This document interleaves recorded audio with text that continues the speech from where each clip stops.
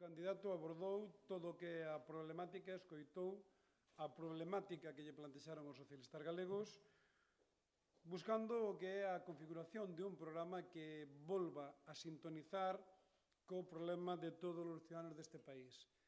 Abordáronse temas de moito calado na xornada de onte, pero basicamente temas onde se manifestou por parte de un número importante de membros do partido o que era a súa visión sobre o tema do desemprego, baseando en que hai que ir a políticas activas de emprego, defendendo que o programa electoral, e así o transmitiremos á conferencia política dos socialistas, que é o elemento fundamental que atañe hoxe a ciudadanía. Expresábamos onte tamén que non existe modelo por parte da dereita, xa que o crecemento do desemprego en Galicia sigue sendo, en términos interanuales, o doble do crecemento do desemprego en España. Analizáronse tamén elementos claves que van a falar, e falábamos a semana pasada, estamos rematando un documento que presentaremos o día 26 de xulio, un documento sobre a simplificación, millora da calidade e eficiencia no sistema das administracións locales. Para abundar en ese tema, se está presentando, xa lle recordo, se vai a presentar en comisión parlamentaria unha proposta aos tres grupos políticos para analizar todo o que é a gestión e a simplificación da política na administración local. Lle vou a dar un dato que seguramente lle vai a sorprender, non? Que é que en eses traballos preliminares nos que estamos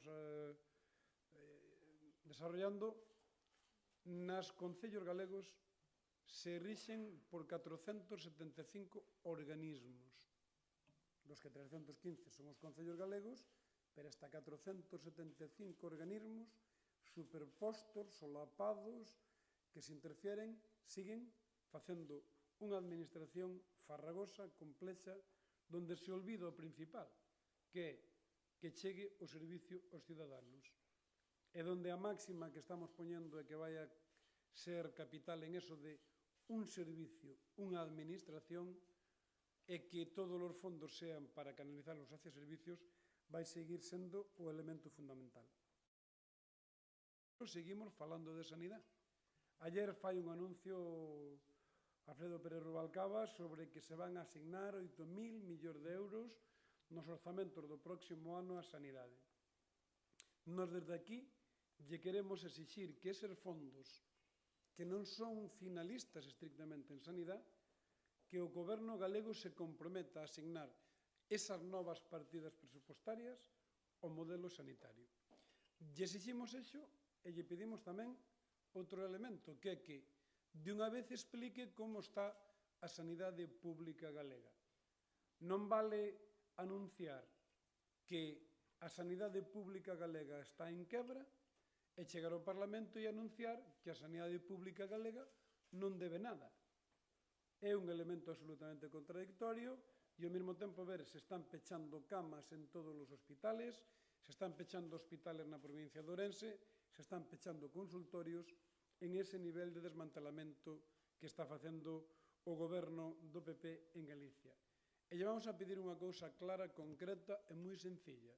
A través dunha iniciativa parlamentaria, llevamos a forzar a votar no Parlamento, cando se reinicie o período de sesións, co pago sí, co pago non.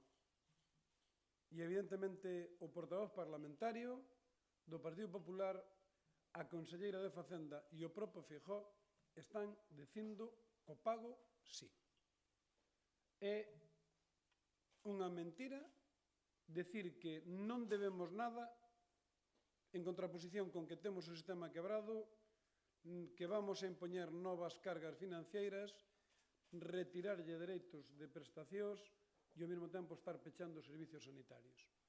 Insisto en que o goberno galego ten tomado unha decisión ideolóxica que é a de privatizar a sanidade pública e para elo está desmantelando o que é o modelo sanitario con falsas alarmas e, sobre todo, dicindo cousas absolutamente contradictorias. Permítame que lle recorde como está en este momento o sistema financiero galego. está nunha situación curiosa. Primeiro, vamos a constituir en setiembre un novo banco. Un banco donde as caixas galegas, toda vez que van a ter menos do 51% da participación nese banco, quedan representadas a través de unha fundación.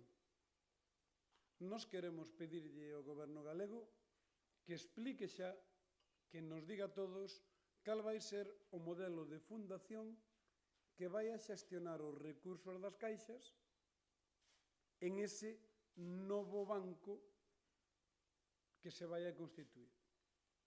Me permiten que lle recorde que o novo banco vai estar constituído por o capital que teñen as caixas, por o capital que aporten inversores privados e por os fondos que aporta o Banco de España a través do FROB. Casi todas as comunidades autónomas decidiron xa o modelo de fundación que vai a rexir e que, en definitiva, son os últimos elementos que representan as caixas galegas. Aí é onde se define a participación do Parlamento, onde se define a obra social, modelo de gestión, e onde inda, con julio e agosto por diante, meses en principio inhábiles, e temos que facelo no mes de setembro, o goberno galego non diu nin a máis mínima sinal de cal vai ser o modelo que queremos poñer en riba da mesa. Nós queremos pedirlle ao goberno galego dous elementos claros, que son os que ya tañen os ciudadanos fundamentalmente no sistema financiero galego. Primeiro, transparencia e claridade para o modelo de fundación que vai a xestionar o capital das actuales caixas. Capital que saben que pode variar en función de como se valoren. Un medio nacional valoraba recentemente, este fin de semana, que o capital das caixas, dito o capital do FRO, rondaría entre 82 e 85, co cual podíamos estar falando de que a Fundación Galega das Caixas solamente representaría entre un 15 e un 20% do capital do novo banco, co que eso significaría unha pérdida espectacular de capacidades á hora de obra social.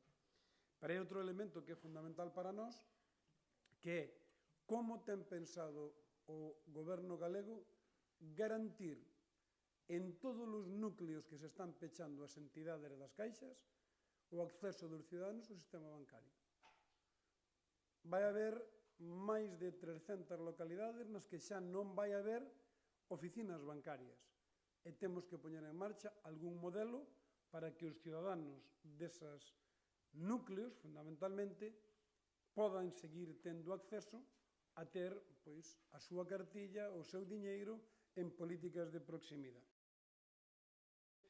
Preguntar onde está o goberno galego que tanto atacou a pouca dilixencia para construir vías de comunicación entre Portugal e Galicia, onde está, cando acaba de pechar o goberno galego, cerrar o sistema de transporte, non só anular o AVE entre o Porto e Vigo, senón cerrar os tráficos ordinarios entre o Porto e Vigo, sin que o goberno galego abra nin a boca. Esa euroregión da que tanto se enche a boca cando falan, onde están hoxe, cando acaba de anunciar o novo goberno conservador de Portugal, que remata, que pecha xa definitivamente a línea de transporte entre o norte de Portugal e Vigo, e o goberno galego desaparecido, calado e sen unha sola palabra.